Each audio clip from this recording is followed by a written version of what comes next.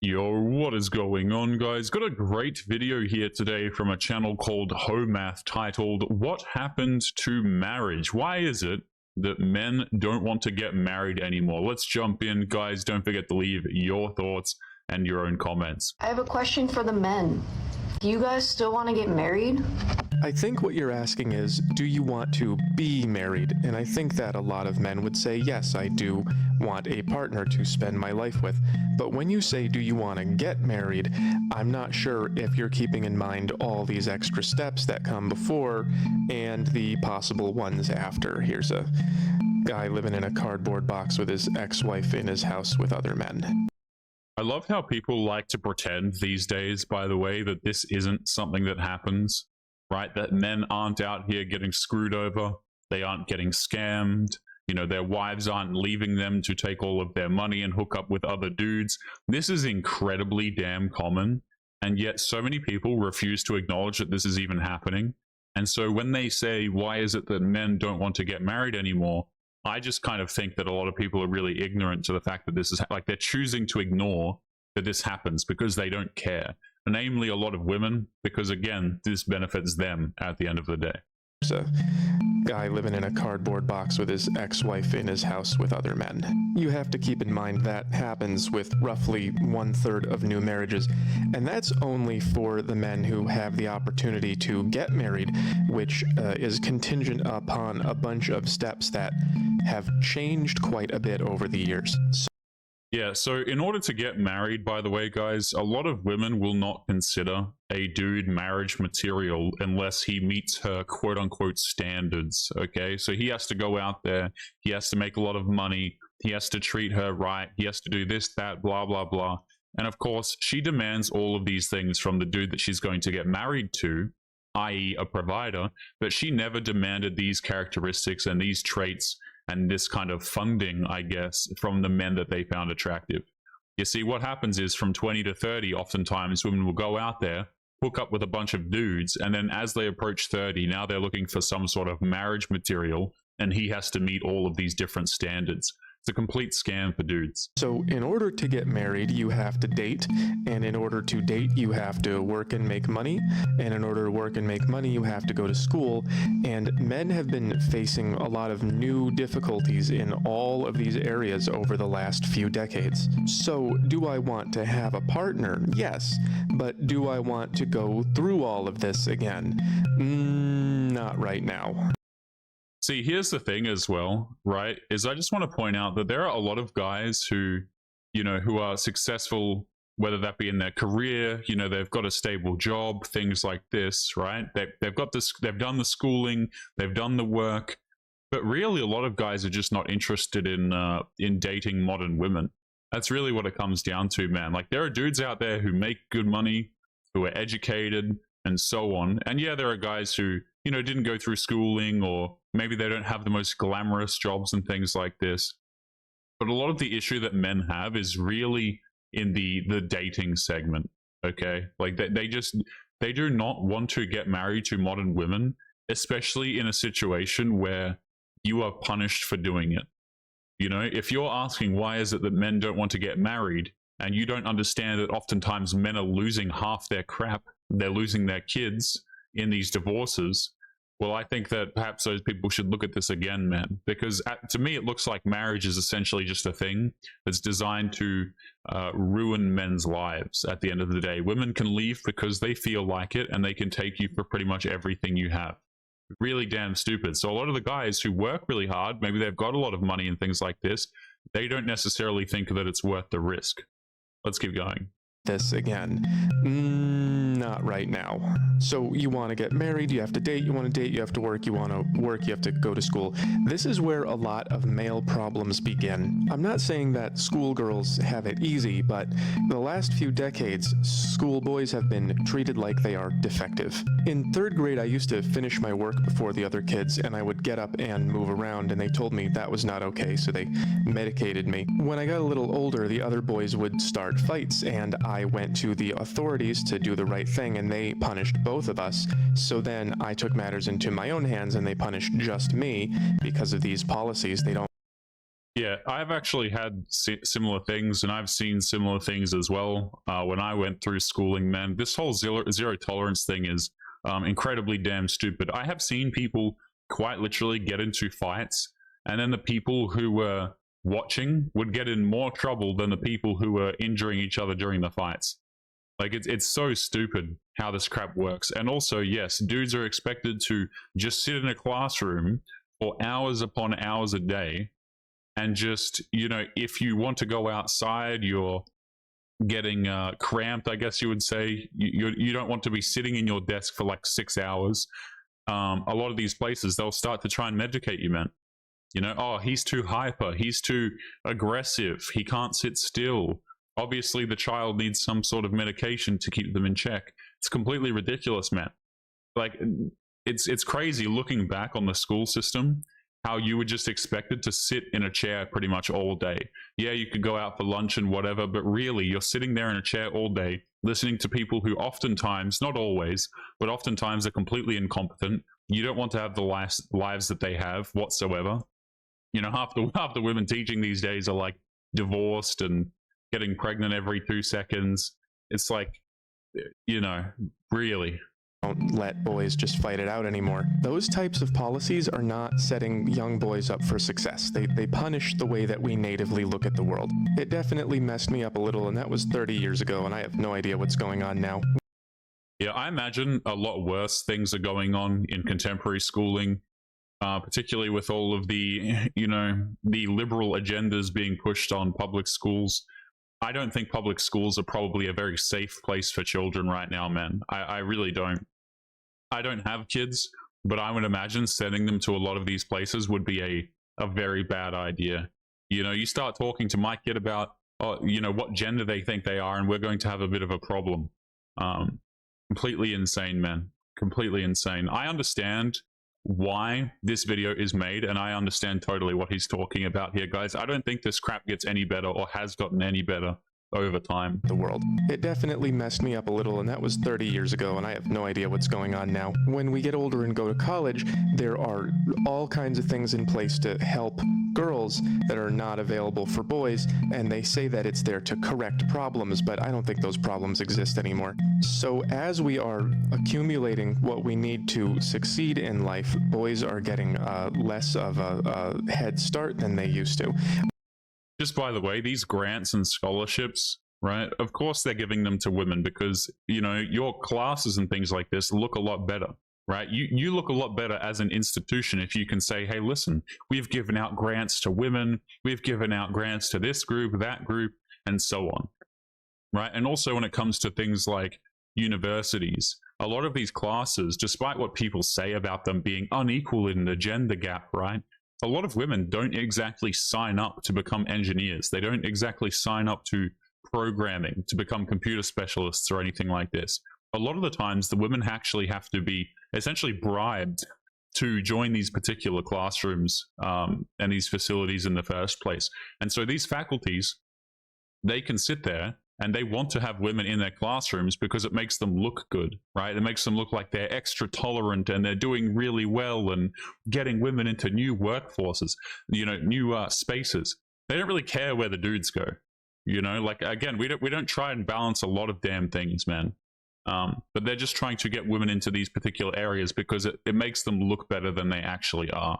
Which is, I think, one of the contributing reasons for why they say they have Peter Pan syndrome and they never grow up. I think it starts here. When we get into the workplace, there are similar programs that benefit women and not men. And that's an issue because women want to make equal money to men, but then they also want men to make more and support them, and you can't have both. Additionally, yeah, see, this is very funny. This is something I talk about on the channel a lot, guys, is like women will go out here and when they're looking for that long-term relationship, you know, something serious, they want a dude who out-earns them. They don't want to date on their level because, and I hate using that word because again, like men don't give a damn. Like we don't consider, can you imagine if dudes were walking around and they refused to get with a woman because she earned less money? And then men were also saying at the same time that the reason why we didn't want to do this was because we thought that the women were not on our level.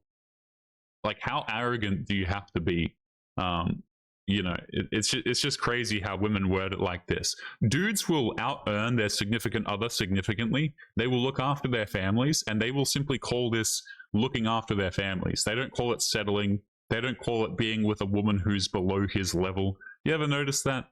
Absolutely hilarious. But this is very accurate, man. Women are going out here and they are specifically looking for the dudes who earn more money than them. They don't care about the dudes who earn less. Then they also want men to make more and support them, and you can't have both. Additionally, the culture has become very inhospitable towards men, and again, the way that men communicate and behave. And I don't know if you've noticed, but the economy is getting pretty bad, and even though that affects everybody, men are the ones who are expected to pay, so this puts us at an increasing disadvantage comparative to women as we age. Then Yeah, see, I also want to talk about cancel culture, which is something he skimmed over here. So in a lot of workplaces these days, men don't really want to interact with women. And the reason for that is because a lot of guys don't want to get falsely accused. They don't want to be misrepresented or have themselves be lied about or put in any situation where they're likely to lose their career or completely ruin their social circle. So dudes are not really, you know, we covered this recently on the channel, actually maybe a month or so ago, not quite sure, but a lot of guys are just opting out of talking to women at work. Unless it's work related, strictly work related, a lot of guys simply will not talk to women because they don't want to, like, they have seen what has happened to other men and they don't want to be caught up in a court case or accused of something that they didn't do. Me personally, I think it's a smart move. I really do. I think dudes who are doing this are not stupid. They're not doing it because they dislike women. They're doing it as a self-preservation thing. A lot of people say that the dudes doing this don't like women, or that they're just scared or something like this. It's not about fear. It's just about using common sense and not wanting your career and your livelihood to be ripped away from you because a woman accused you of something you didn't do. And yes, he also mentions here, guys, despite the fact that the economy is getting significantly more difficult, men are still expected to pay. Of course you are, because men are held to their traditional standards, women are not. And when we get out into the dating world, if you don't have any money, that's going to be a problem. If you can't compete on the dating apps, which most men cannot, that's going to be a problem. If you're not okay with her having an OnlyFans or an Instagram or whatever, it's going to take some women off the table because they have so much attention. So yeah, it's actually crazy, right? A lot of girls will have an Instagram, man, and they will just have like half unclothed pictures over there. And they'll be like, wow, why is it that men don't want a relationship with me? It's like, who knows? Pretty much every dude, because their profiles are public, guys, any dude who wants to see these pictures of them can see them. You know? Like, why in the hell would a dude date this? Like, oh yes, you've got 200 likes on this post from random other dudes who can see you half unclothed. This is something that's really unappealing to men. And modern women, as much as they try and shame men into committing to them anyway, dudes don't like this.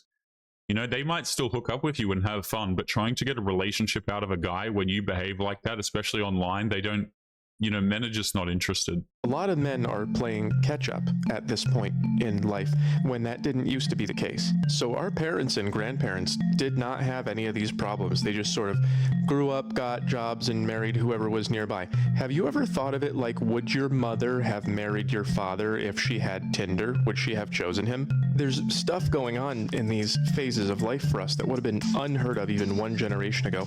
I once had a job where I worked with a girl. We had the same job. I had more experience.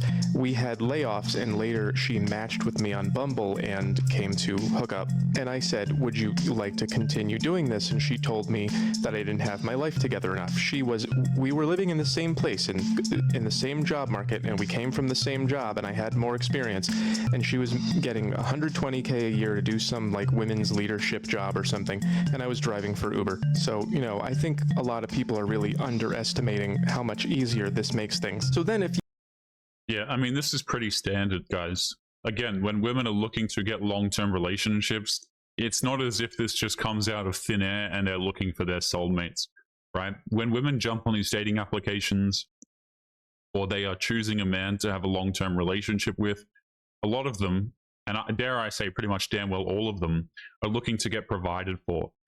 You know, it doesn't work the other way around typically, guys. Like, women are not really usually interested in taking care of a man. And the standards these days are absolutely ridiculous. You know, the dude has to do everything. He has to pay for the dates, he has to plan the dates, he has to, you know, pay the rent or the mortgage or whatever.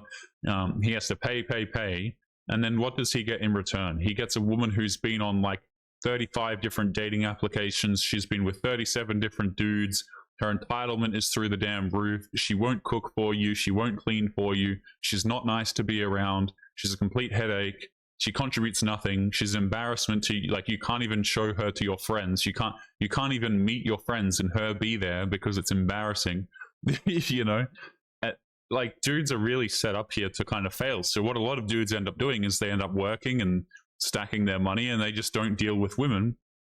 Or if they do, they deal with women on a casual basis. Or if they're looking for something serious, then a lot of guys will just simply travel overseas, or they'll travel into the, you know, the middle of nowhere to go find a woman who is at least semi-normal and not entitled and not affected by, you know, Western society as much, like the degenerate parts of it. Crazy, man. You know, I had a year to do some like women's leadership job or something, and I was driving for Uber. So, you know, I think a lot of people are really underestimating how much easier this makes things. So then if you can actually get to this point, you as a man, you have to take everything that you've managed to put together over the course of your life and put it all on the table for someone who is probably not doing the same. I would say that's pretty damn accurate. We hadn't even got to the marriage part yet, guys. Yeah, so I agree, right? The dudes, they're expected to do everything, you know, put forward all of the traditional behaviors. You have to provide, you have to do X, Y, Z, you got to live up to all of her standards. You know, oftentimes women will come to the marriage with lists of requirements these days, guys, right? And you have to meet all of this crap. And then what does the woman have to meet? Essentially nothing. And in fact, if you ask the woman, hey, what are you bringing to the relationship? What are you bringing to the table or the marriage or whatever? Women will get mad at you for even asking. They'll say, hey, listen, you don't like women, or, you know, any sort of insults, really. You're not a real man. I mean, we've heard it all before. If you ask what the hell the woman brings to the table. Now, what oftentimes do the women bring to the table? The answer is nothing, man. Like, they really don't. A lot of guys would be better off single. And I think a lot of guys have come to that same conclusion, that they're just better off by themselves. And that's a really sad thing, man, but that's the current state of affairs. As a man, you have to take everything that you've managed to put together over the course of your life and put it all on the table for someone who is probably not doing the same. Even though women are not having a hard time in the workplace, men are still generally expected to provide, while women generally keep more of their money for themselves. We've all heard, my money is my money, his money is my money. I found this great little video about that. But I just have a quick question. My husband won't see all of my accounts, right? I have like 8 different bank accounts, but my husband only knows about 2 of them. I've just been secretly saving for years in case I ever need to. No, say no more. I don't need to see those statements. So as far as I'm concerned, they don't exist. Yeah, so I don't love the idea that my wife might be hiding money. Of course, I mean, let's be real about it. Most of them probably are. A lot of girls, when they go into, guys, I'm telling you, when they go into marriages, oftentimes women are not intending to stay in these things. They don't hear the till death do us part through thick and thin part of the equation. They simply don't hear that. It's, I'm going to stay here until it no longer benefits me, and then I can dip and I can take his things. Now, not every woman is going to think like that, guys, but the problem is that every woman can actually do that. You see what I'm saying? And a lot of guys, you know, would you really be willing to make that bet with everything that you've managed to accrue throughout your entire life? You know, you go out there, you work your hard job, you work for many years, you save it all up, you get a house, and oops, all of a sudden she decides to leave you because she feels like it, citing something that happened like 5 years ago that may or may not even be true, that you can't even remember what the hell's going on. And then she leaves you. You lose half the house, if not all of it. You know, and you're significantly set back in your life. And that's not even talking about if you don't have kids, by the way, because you have kids and those are oftentimes gone too. Oftentimes the woman will also do reputation damage. So a lot of your friends will oftentimes turn against you, or maybe even your family if they are gullible enough, and so on. Like, this is not a good situation for men. The problem is that there is so much risk associated with this, and there is zero reward for doing this. Like, absolutely none, guys. And you might say, well, she cooks and she cleans for me, but it's like you're telling me that she wouldn't do this unless you gave her a diamond ring and you risked everything. I don't think that's a reward. I think that's just a bit of a trap, to be honest with you. You know, woman's not going to do any of these behaviors unless you put a ring on her finger. Probably best not to put a ring on her finger in the first place, man. I'm not allowed to do that. All of my money has to be on the table, and there's about a 1/3 chance that you're going to be taking it to party with other dudes in the house that I bought for you. Divorce laws have changed too. You used to need a really good reason to get divorced, but now it can happen just because someone is not happy. Yeah, as far as I know, you can file under something called irreconcilable differences. Like, you can list that as your reason. So as far as I know, this was introduced to help all of the women who were stuck in really bad marriages. And so, of course, what did the women actually use it to do? They used it to leave their husbands and take his crap. That's really what it boiled down to, guys. Like, this was put in under the guise of helping women, but really all it did was help women scam men and steal from their significant others. Women essentially got incentivized to ruin their families and ruin their marriages for money. And a lot of them took it. Now, every single woman that does this, by the way, will always say, you don't know my situation. We have a unique situation. It's damn well not unique. All of these girls think that they're unique, but we all know why they did it. They have to make up some reason. I guarantee you guys, I've seen so many videos of this where women will leave their husbands and they cannot give you a solid reason. They'll be crying in their car, saying words that don't make sense. But I guarantee you, if the dude cheated on her, she would have said it.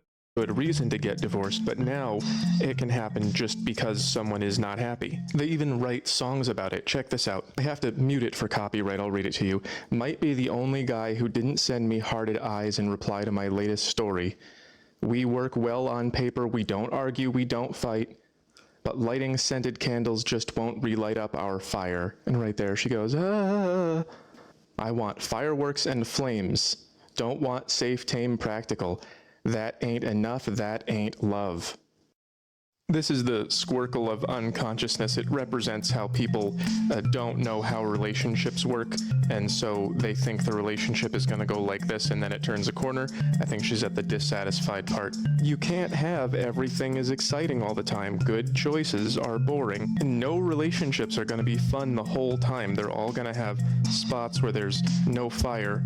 But she don't want safe, tame, practical. That ain't enough. That's not even love. Look how passionate she is about dumping her husband. That's real, I can spot a faker. And she even sings about other men giving her googly eyes on her Instagram stories. This is actually beyond cringe, man. And so what this woman is actually singing about is something that truthfully a lot of women do, man. Right? They're just, you know, well, I'm not feeling it, so I'm going to dip out of the marriage. Like, you're great and all, you're a great guy, but you know, I just want to go out there and hook up with other dudes again. That's really what it translates to, guys. Like, again, oftentimes when these women are talking about the reasons why they divorce their husbands and leave, they don't actually give you any solid reasons that make sense. They will always use very vague language that doesn't make sense. Oftentimes they'll start crying, things like this. And truthfully, it's just because she wants to go out there and hook up with other men, right? Because she's still thinking about dudes who are liking her Instagram stories, for goodness sake. That is literally what this woman is singing about. And I use the word singing loosely, one would assume. Ridiculous. Faker. And she even sings about other men giving her googly eyes on her Instagram stories. So this girl is what I would call an excitement chaser. She starts out her new relationships excited, and over time gets bored when they're not chaotic, and then by the time we notice she's bored, she's already got a new guy lined up, and this has pretty nasty effects on us. So yeah, see, I think the chart actually looks something like this. So I think that the pink line should be moving upwards earlier. You see what I'm saying? I think that the pink line should definitely be excited before the relationship ends, if I'm reading this correctly. you notice she's bored, she's already got a new guy lined up, and this has pretty nasty effects on us. So your relationship satisfaction is going to change over time, but your stability is not supposed to. That's what marriage is. That's what it's for.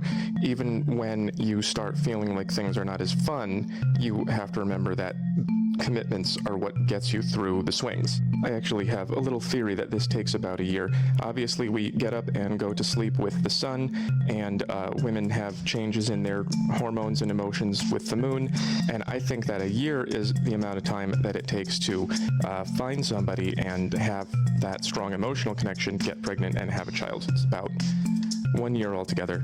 And this girl is Yeah, see, the concern that I have with this, by the way, guys, is a lot of women, they try and really speed this process up. And what I mean by that is girls will go into their 30s and, you know, they will try very hard to lock down a guy. Actually, it gets worse as women get older, right? You have a woman who's like 32 and she's really looking to have kids instantaneously. You know, she'll get into a relationship with a guy, but on the first date, she'll be asking about kids and things like this. She'll try and rush out the kids. She'll try and rush out the marriage so that everything is done before the biological clock doesn't allow for it and she doesn't look completely clueless to her family, even though she already does, and friends, quote unquote friends. And so they'll do this crap very damn quickly. I don't know about a year personally, guys. I really don't. These women can certainly also put up an act for longer than a year. Hell no. Hell no. And I think a lot of girls are specifically rushing this crap because it benefits them. It's kind of like handing in homework right before it's due. You know, they go right up until the end. They've been hooking up with a whole bunch of dudes, and then they're like, well, got to push for marriage. I just found this guy. He seems interested. Let's get it done. Like, no, thank you, man. Absolutely not. Connection, get pregnant, and have a child. It's about 1 year altogether. And this girl is making a spiritual experience out of a biological process, and she's allowed to end the marriage over it. So it's not that I don't want a partner, it's just that a lot of us don't have what we need to build a partnership, and even if we get it, it could fall apart immediately. She could squircle herself into believing it's not love, and have a phone in her pocket with 1,400 horny guys on it, and then I end up here. So what you've done by fighting for equality is you've basically said, hey, you want to play a game of chess? I get all queens though. Hey, where are you going? Do you guys still want to get married? Like, is that still a thing?